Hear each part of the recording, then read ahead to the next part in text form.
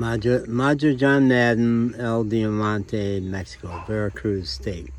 This video is going to have two distractions. One is that I'm using my strobe headlamp over there as my light source, and it kind of flickers. So you may have to ignore that. I think it's not as bad in the video as it looks to me, but it's a distraction. The other potential distraction is barking dogs, which seems to have calmed down now, but may be a problem. Part of the reason for the barking dogs is that I'm in a little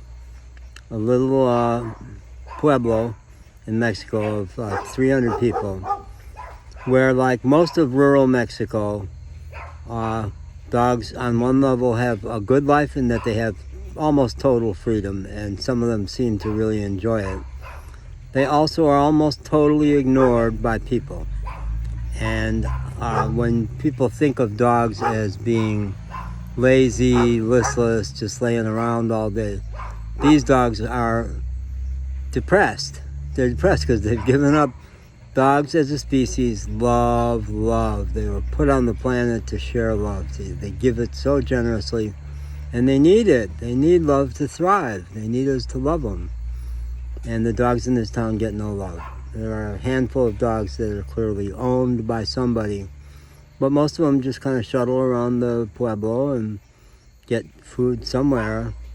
There are 3 of them that have particularly adopted me when they realized I had love to give and am willing to give food, and I've been willing to shell out for croquetas, cereal, dog kibble.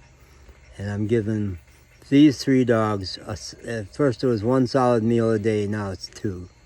Because the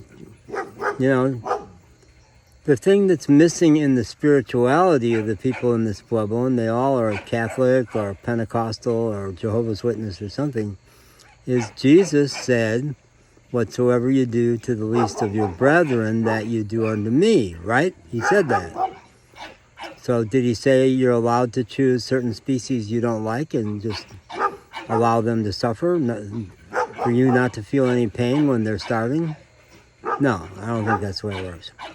So these 3 dogs who have adopted me, for most of my time here, my car has been up at the mechanical shop because it's still being worked on. The engine's still out of it. You can't see it in the dark, but there's no engine in it. But about 4 days ago, with the permission of people down here at the hotel, I hang out at the O'Reilly restaurant right out on the street, the Diamante Hotel right behind it, because the people are fabulous, the food is good, they let me run a tab when I run out of money, and the Wi-Fi is pretty good. Not super strong, but pretty good. And they're just sweet people, and I love being around them. Mufafa is the little tan corgi-looking dog who most hangs out in the restaurant, and they tolerate him a lot of the time and then run him out many times a day, either because the customer is coming or they just feel like it.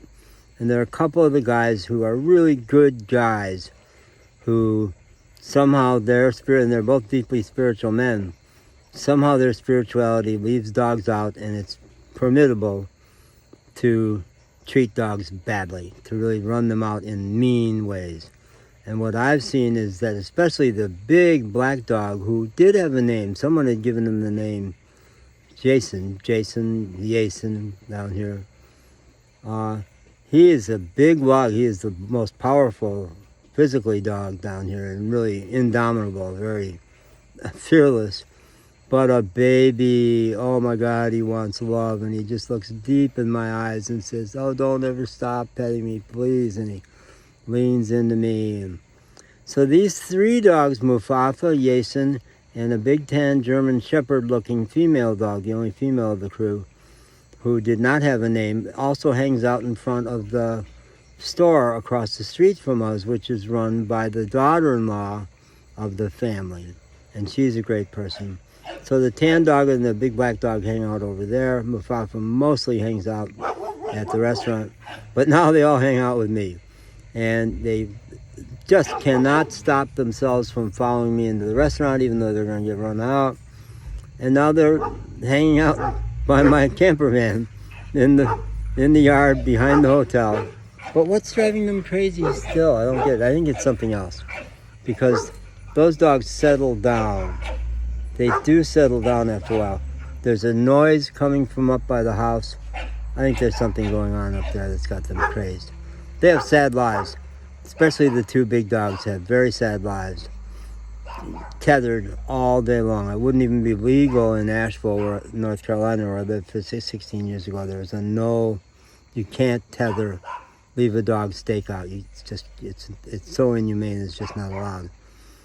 But the way it's almost humane here is that the biggest dog, the big black dog, was creatively named Negro, which people seem to do a lot. If the dog is black, they give them the Spanish name for black, Negro. Has once bitten somebody, and I was the one that everybody just says, bite risk, stay away, he's a morder, he bites. And one night over dinner, I asked one of the family members, well, how many times has he bitten people? Well, once that we know of. And how long ago was that? And I think it was a year or two ago. And was he provoked? Yeah, somebody was jabbing him with a stick. I said, well, come on. Do you have reason to believe he's going to bite again?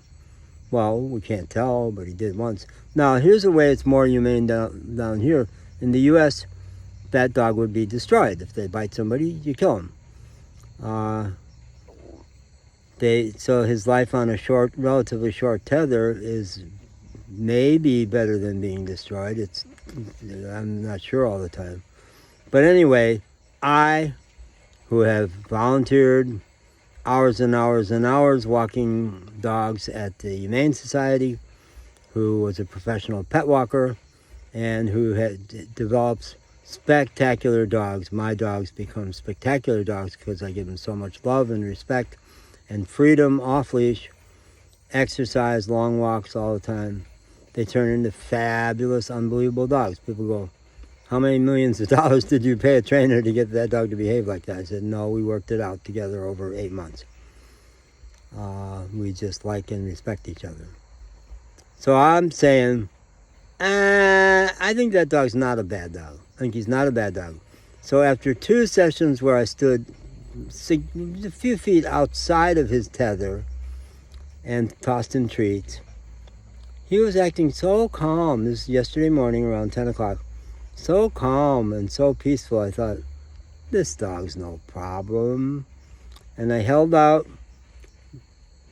sausages in my hand in front of his face, and he looked at me like, what, asshole? Don't you know I bite people? And he didn't do anything, so I dropped the food and he ate it. And I did it again. He did the same thing. It's like, what are you doing?